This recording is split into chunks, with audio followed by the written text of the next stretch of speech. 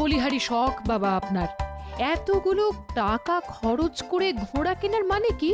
আচ্ছা আচ্ছা, আপনার রাস্তা বলে কি ঘোড়ার অভাব পড়েছে? হ্যাঁ, হুম, আমার রাস্তা বলে ঘোড়ার অভাব না হলেও এরকম ঘোড়া কিন্তু নেই। দেখলে তুমিও অবাক হয়ে যাবে। দুধের মতো গায়ের রং, তারপর যেমন তেজি তেমন বাধ্য। শুনেছি এ ঘোড়া নবাবের কাছেও নেই। সবই বুঝলাম, কিন্তু এই ঘোড়ার খবর যখন নবাবের কানে যাবে তখন তিনি আবার চেয়ে বসবেন না তো? আরে বাবা, তুমি খামোখাই উতলা হচ্ছ রানী। আমার ঘোড়া কেনার খবর নবাবের কানে যাবে কি করে? কি করে যাবে সেটা জানি না, তবে আপনার তো আবার ঘরের শত্রু বিভীষণের কোনো অভাব নেই। আরে না না, অত দুশ্চিন্তা করো না। শোনো, আমি এখন রাজসভায় যাচ্ছি, কেমন? আজ তোমাদের সকলকে এমন একটা জিনিস দেখাবো যা দেখলে পরে অবাক হয়ে যাবে। কি মহারাজ, কি? এলেই দেখতে পাবে। কি এমন জিনিস আজ মহারাজ দেখাবেন? কিছুই তো বুঝতে পারছি না।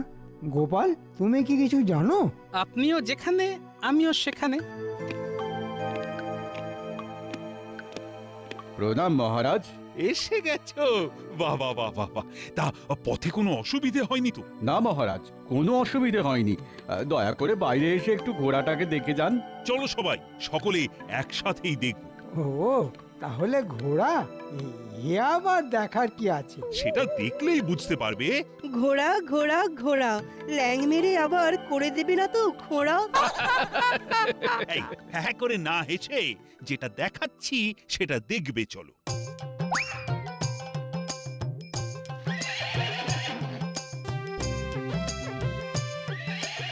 আহা! কি শীত শুভ্র গাত্রবরণ! অশ্ব হলেও দেখতে যেন রাজহংসের মতন। সত্যি কথা বলতে মহারাজ, আমি অবাক হয়ে গেছি। এই ঘোড়াটাকে না দেখলে জানতেই পারতাম না যে ঘোড়াও এত সুন্দর হয়। মহারাজ, আমি তো অনেকবারই মুর্শিদাবাদে গেছি, মনে হয় স্বয়ং নবাবের রাস্তা বলেও এমন ঘোড়া নেই। একেবারে ঠিক কথা বলেছো গোপাল। এই একটা ব্যাপারে মনে হয় আমি নবাবকে টেক্কা দিতে পারলাম। খুব গর্ব করা হচ্ছে, তাই তো? দেখবো এই ঘোড়া আপনি কি করে নিজের কাছে রাখতে পারেন। বুঝলে, অনেক টাকা খরচ করে এই ঘোড়াটা আমি কিনেছি। কি তোমরা সকলে খুশি তো? সকলেই খুব খুশি মহারাজ। তবে এমন একটা খুশির দিনে আরো খুশি হতাম যদি আমাদের দক্ষিণ হস্তের কিছু ব্যবস্থা করতেন।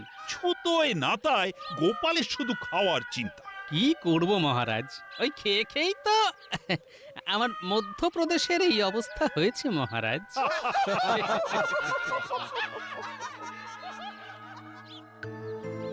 মহারাজের এই সাদা ঘোড়া কেনার খবরটা কি নবাবের কানে পৌঁছে দেব? হুম হুম হুম হুম হুম হুম হুম, সেই ভালো। খুশি হয়ে নবাব তাহলে আমাকে কিছু পুরস্কার দিতে পারেন। যাই, তাহলে কাল সকালেই বেরিয়ে পড়ি। উজির, আমার অধীনস্থ সব রাজাদের খবর কি? ভালো ভালো ভালো মহারাজ, সকলে বেশ ভালোই আছে। উজবুক? একদম হক কথা বলেছেন। কিন্তু কে উজবুক জাহাপানা? কে আবার? তুমি? কেন কেন আমি আবার উজবুক হলাম কেন? উজবুক নও, তুমি উজবুক না হলে আমার অধীনস্থ সব রাজারা ভালো থাকে কি করে? হ্যাঁ, এটাও আপনি ঠিক কথা বলেছেন হুজুর। তাই আর আলসেমি না করে ওদের সদাই ব্যতিব্যস্ত রাখার ব্যবস্থা করো। তাই তাই করবো জাহাপানা। ভেতরে আসতে পারি জাহাপনা? আরে কৃষ্ণচন্দ্রের মন্ত্রী যে, এসো এসো এসো এসো, ভেতরে এসো। বলো বলো বলো, কি খবর? খুব গোপনে আপনাকে একটা গোপন খবর দিতে এলাম হুজুর। গোপন খবর? হ্যাঁ হুজুর, আপনাকে না জানিয়ে আমাদের মহারাজ একটা দুধ সাদা রঙের ঘোড়া কিনেছেন। বলবো কি হুজুর, সে ঘোড়া যে দেখবে সে একেবারে ট্যারা হয়ে যাবে। বলো কি, এমন সুন্দর ঘোড়া?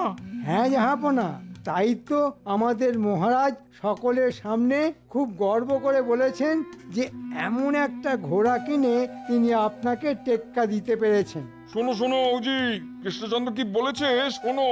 সত্যি কি আস্পর্ধা হুজুর, সামান্য একটা রাজ্যের রাজা হয়ে সে তামাম বাংলার নবাবকে টেক্কা দিতে চায়। হ্যাঁ উজির, ওই ঘোড়াটা আমি চাই। নবাব মনে হয় বেশ তেতে গেছে, ওকে আরও তাতিয়ে দিতে হবে। চাইলেই কি আর আমাদের মহারাজ ঘোড়াটা দিতে রাজি হবে? খামোশ! না দিলে আমি কেড়ে নেব। শুধু ঘোড়া নয়, সেই সঙ্গে গোটা কৃষ্ণনগরটাকেও কেড়ে নেব। যাও যাও, তোমাদের রাজাকে বলে দাও। এ মা, এ কি কথা বলছেন জাহাপনা? আমি যদি বলতে যাই তাহলে মহারাজ বুঝে যাবেন যে ঘোড়ার খবরটা আমি আপনাকে বলে দিয়েছি। তখন তো তিনি আমার গর্দান নিয়ে নেবেন হুজুর। মন্ত্রী কিন্তু একেবারে ঠিক কথা বলছে হুজুর। ঠিক আছে ঠিক আছে, তুমি কৃষ্ণনগরে ফিরে যাও। উজির, এক্ষুনি ঘোড়া চেয়ে কৃষ্ণচন্দ্রকে একটা চিঠি লেখো। ঠিক আছে জাহাপানা।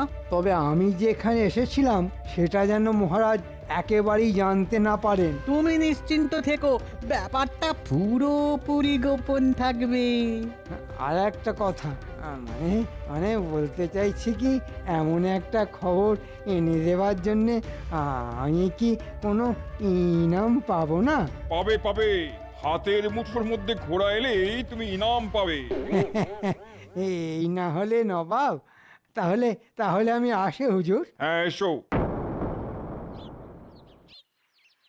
প্রণাম মহারাজ। কি খবর প্রহরী? আগে মুর্শিদাবাদ থেকে নবাবের দূত একটা চিঠি নিয়ে এসেছে। এই সাত সকালে নবাবের দূত? গোপাল, চিঠিটা পড়ো দেখি। কৃষ্ণচন্দ্র, শুনলাম আমাকে না জানিয়ে শুধু আমাকে টেক্কা দেবার জন্যে তুমি নাকি একটা খুব সুন্দর সাদা ঘোড়া কিনেছো। সর্বনাশ! ঘোড়া কিনতে না কিনতেই সেই খবর নবাবের কানে পৌঁছে গেল কি করে? তোমার এই সাদা ঘোড়াটা কিন্তু আমার চাই, না দিলে আমি তোমার রাজ্য কেড়ে নেব। কথাটা মনে রেখো। এখন কি করবে সেটা আমার দূতের হাতে পত্র মারফত জানিয়ে দিও। ব্যাস, হয়ে গেল। হায় হায় হায়, আমার অমন সাধের ঘোড়া এবার হাতছাড়া হয়ে গেল। এমন ব্যবস্থা করে দেব না যে ওই ঘোড়া নিয়ে নবাব বাহাদুর কেঁদে আর কুল পাবেন না। এই, তুমি কি করতে চাইছো বলো তো? তেমন কিছু না, শুধু ওই লোভী নবাবকে একটু ভালো রকমের শিক্ষা দিতে চাইছি। কিন্তু কি করে? একটু ভাবতে দিন মহারাজ, সময় এলেই সেটা বলবো। আপনি শুধু এখন পত্র মারফত জানিয়ে দিন যে আপনি ঘোড়া দিতে রাজি। তবে ঘোড়াটা এখন একটু অসুস্থ, তাই ওকে সুস্থ করে 15 দিনের মধ্যে মুর্শিদাবাদ পাঠিয়ে দেবেন। চলুন মহারাজ, তাড়াতাড়ি চিঠি লিখে দূতের হাতে দিয়ে দিন। কি জানি বাবা, তুমি যে কি করতে চাইছো। জাহাপানা, মহারাজ কৃষ্ণচন্দ্র এই পত্রটা পাঠিয়েছেন। ঠিক আছে, তুমি যাও। উজির, পত্র পড়ো।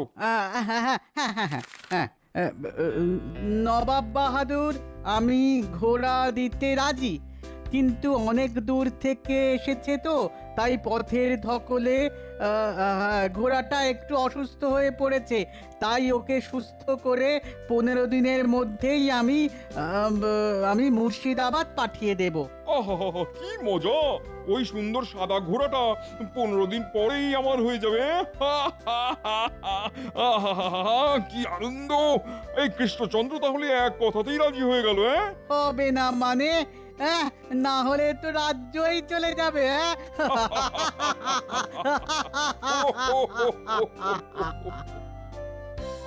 তোমার কথা মতো তো ঘোড়া দিতে রাজি আছি বলে নবাবকে চিঠি দিয়ে জানিয়ে দিলাম, কিন্তু নবাবকে শিক্ষা দেবার বিষয়ে কিছু কি ভেবেছো? হ্যাঁ মহারাজ, ভেবেছি।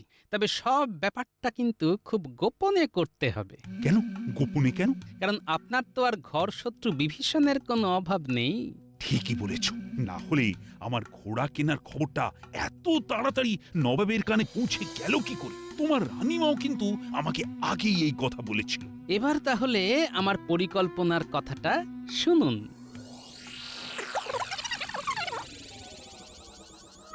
বাহ বাহ, এর মধ্যে এত কিছু ভেবে ফেলেছ।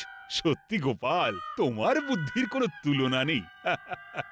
তোমার মাথা যেন একটা চলমান বুদ্ধির কারখানা। ভেতরে আসবো মহারাজ? আরে চিত্রকর যে, এসো এসো এসো। তা গোপালবাবু হঠাৎ করে আমাকে ডেকে পাঠাবার কারণ? তোমাকে দুজন মানুষের পূর্ণ মাপের ছবি আঁকতে হবে। মহারাজ আর মহারানীর ছবি কি? না না, আমাদের ছবি নয়। তোমাকে নবাব আর উজিরের ছবি আঁকতে হবে। আচ্ছা, আশা করি নবাব আর উজিরকে তুমি দেখেছো? দেখবো না কেন, বহুবার দেখেছি। ওদের চেহারা আমার মনের মধ্যে আঁকা হয়ে আছে। তাহলে তো ঝামেলা মিটেই গেল। শোনো চিত্রকর, খুব ভালো করে দুজনের দাঁড়ানো ছবি একটা মোটা কাপড়ের ওপর পাশাপাশি আঁকতে হবে। তারপর সেটা একটা কাঠের কাঠামোর উপর সাঁটিয়ে দিতে হবে। হয়ে যাবে। এমন ছবি আঁকবো দেখে মনে হবে জীবন্ত। তা কদিনের মধ্যে এঁকে দিতে পারবে? কদিনের মধ্যে এঁকে দিতে হবে বলুন? ধরো 1 সপ্তাহের মধ্যে। চিন্তা করবেন না, তার আগেই হয়ে যাবে। ঠিক মতো কাজ করতে পারলে উপযুক্ত পারিশ্রমিক পাবে। আমি আজ থেকেই কাজ শুরু করে দিচ্ছি। আগে ছবিটা হয়ে যাক, তারপর শুরু হবে ঘোড়ার তালিম।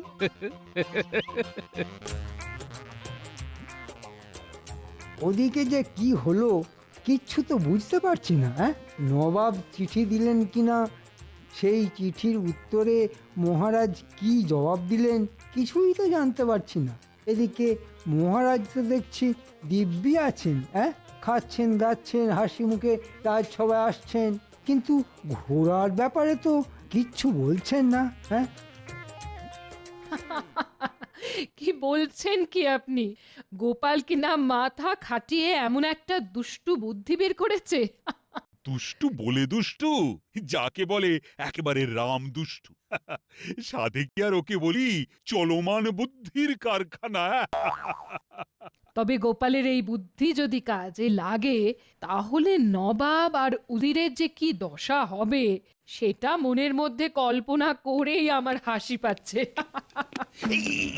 হাসি থামাও রানী, কেউ যেন আসছে। ভেতরে আসবো মহারাজ? হ্যাঁ হ্যাঁ, এসো এসো এসো, বলো কি ব্যাপার? না মানে ব্যাপার কিছুই নয়, রাজবাড়ির সামনে দিয়ে যাচ্ছিলাম, ভাবলাম একবার আপনার সঙ্গে দেখা করে যাই। ভালোই করেছো রানী, মন্ত্রীর জন্য ঠান্ডা শরবতের ব্যবস্থা করো।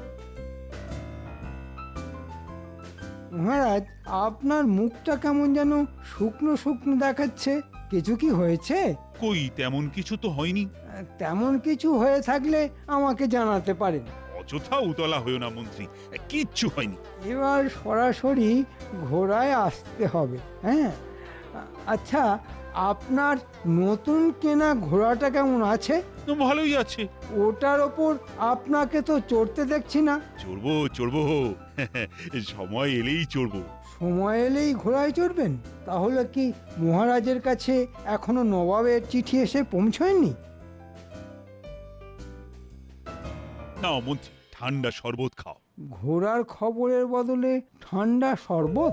হ্যাঁ হ্যাঁ হ্যাঁ হ্যাঁ, খাচ্ছি খাচ্ছি। আচ্ছা মন্ত্রী, অনেকদিন ধরেই তো তুমি শ্বশুর বাড়ি যাবার জন্য ছুটি চাইছিলে। হ্যাঁ, তা তো চাইছিলাম, কিন্তু যা কাজের চাপ। এখন তো তেমন কাজের চাপও দেখছি না। যাও না, এই ফাঁকে কয়েকদিনের জন্য শ্বশুর বাড়ি থেকে ঘুরে এসো। যাব? যাবে বই কি, আজই যাবে।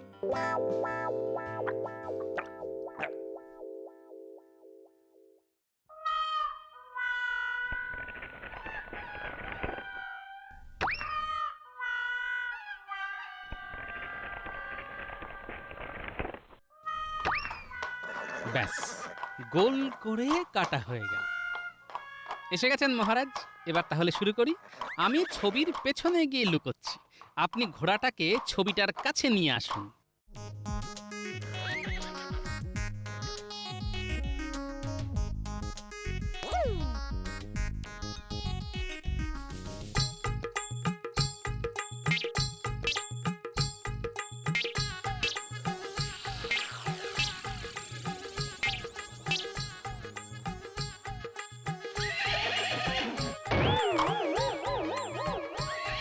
তার মানে পরিকল্পনা মতো কাজ হয়েছে মহারাজ। শত্রু ভেবে সাদা ঘোড়া নবাব আর উজিরের ছবিতে কষিয়ে লাথি মেরেছে। তাই তো দেখছি। এইভাবে 2-4 দিন একই কায়দায় নবাব আর উজিরের বিরুদ্ধে ঘোড়াটাকে রাগিয়ে দিতে হবে। তারপর যেদিন আসল নবাব আর উজিরকে দেখবে সেদিন যে কি হবে ভাবলেই আমার হাসি পাচ্ছে।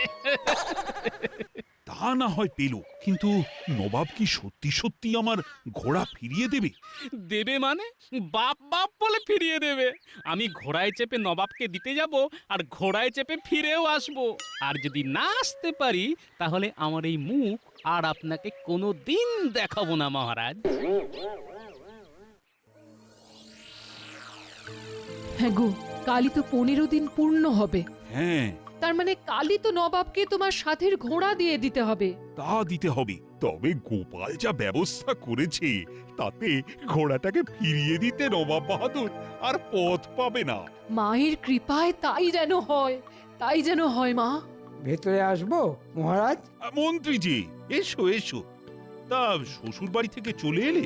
হ্যাঁ মহারাজ, কৃষ্ণনগরের জন্য বড্ড মন টানছিল, তাই আর থাকতে পারলাম না। ভালোই করেছো। এদিকে আমাদের কাজকর্ম সব হয়ে গেছে। মহারাজ, এর মধ্যে নতুন সাদা ঘোড়াটায় আপনি চেপেছেন? চেপেছি তো, কদিন পর পর চেপেছি। তাহলে মনে হচ্ছে আমার কপাল পুড়েছে। নবাবের কাছ থেকে কোনো ইনামই আমি পাবো না। আমি তাহলে আসছি মহারাজ, কাল রাজসভায় দেখা হবে। সাদা ঘোড়ার ব্যাপারে মন্ত্রীর কি কৌতূহল দেখেছেন? সে তো গোড়া থেকেই দেখতে পাচ্ছি। আমার মনে হচ্ছে মন্ত্রী হচ্ছে সেই ঘর শত্রু বিভীষণ। আমারও তাই মনে হচ্ছে। সাবধানে যেও গোপাল। কোনো চিন্তা করবেন না মহারাজ, সকালে যাচ্ছি, বিকেলে ঠিক ফিরে আসবো। কিরে, তোকে নিয়ে ফিরে আসতে পারবো না? এই তো আসছি মহারাজ।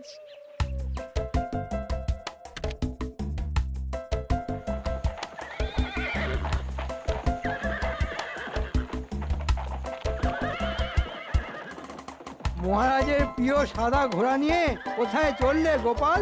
নবাবের কাছে। কেন? নবাব বাহাদুরকে ঘোড়াটা দিয়ে আসতে। কেন কেন? নবাবকে ঘোড়া দেবে কেন? সে অনেক কথা, ফিরে এসে বলবো।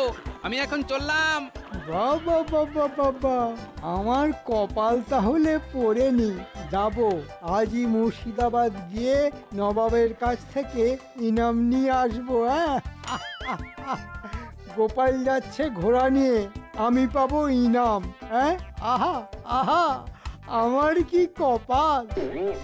উজির, আজই তো 15 দিন পূর্ণ হচ্ছে। হ্যাঁ জাহাপানা, হিসেব তো তাই বলছে। কিন্তু কৃষ্ণচন্দ্র তো এখনো ঘোড়া পাঠালো না। সালাম আলাইকুম জাহাপানা। আরে গোপাল চন্দ্র যে, হ্যাঁ তা একলা এসেছো নাকি ঘোড়াটাকেও সঙ্গে করে এনেছো? এনেছি উজির সাহেব। এনেছো? হ্যাঁ জাহাপানা, আমাদের মহারাজ কখনো কথার খেলাপ করেন না। তা কোথায় রেখেছো ঘোড়াটাকে? আগে আপনার প্রাসাদের সামনের মাঠে। চলো উজির, ঘোড়াকে দেখে আসি। চলুন হুজুর, আমিও সাথে যাই।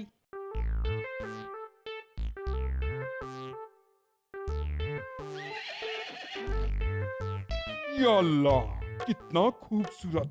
সত্যি মন্ত্রী খবর না দিলে এমন সুন্দর ঘোড়ার খবর আমি জানতেই পারতাম না। তাহলে মন্ত্রী মশাই আপনাকে ঘোড়ার খবর দিয়েছিলেন? এছাড়া তোমাদের কৃষ্ণনগরে কেই বা আমাকে ভালোবাসে। হ্যাঁ হ্যাঁ, সে তো ঠিক, সে তো ঠিক। তা ঘোড়ার পিঠে কি চড়া যাবে? কেন যাবে না? প্রথমে ওর কাছে যান, গলায় হাত বুলিয়ে ভাব করুন, তারপর টক করে পিঠে উঠে পড়ুন। চলো উজির, ঘোড়াটার কাছে যাই। যাও যাও, কাছে যাও না, তারপর বুঝবে ঠেলা।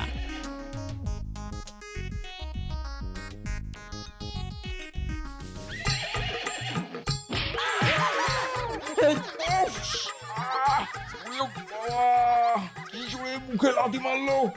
বাবারে, পড়ে গিয়ে মাজায় কি লাগলো! ওরে উজির! ও গোপাল, এ কেমন ঘোড়া? মুখে সপাটে লাথি মারে কেন? আসলে অবোধ অবলা জীব তো, আপনাকে ঠিক চিনতে পারিনি জাহাপানা। যান যান, আর একবার কাছে গিয়ে ওর সাথে ভাব করার চেষ্টা করুন। বলছো?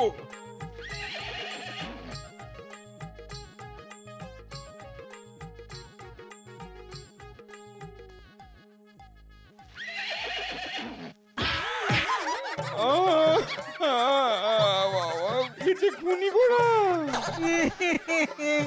পুরো খুনি। একে আমার চাই না। উড়ি বাবা রে বাবা। উফ। না না না, চাই না চাই না, একে আমাদের চাই না। তাহলে একে নিয়ে আমি কি করব? সেসব আমি জানি না। এই বজ্জাত খুনি ঘোড়াটাকে নিয়ে এক্ষুনি এক্ষুনি আমার চোখের সামনে থেকে দূর হও। ওরে বাবা, আর তাহলে সব একেবারে চলি জাহাপনা। চূর্ণ করে দিয়েছে রে বাবা।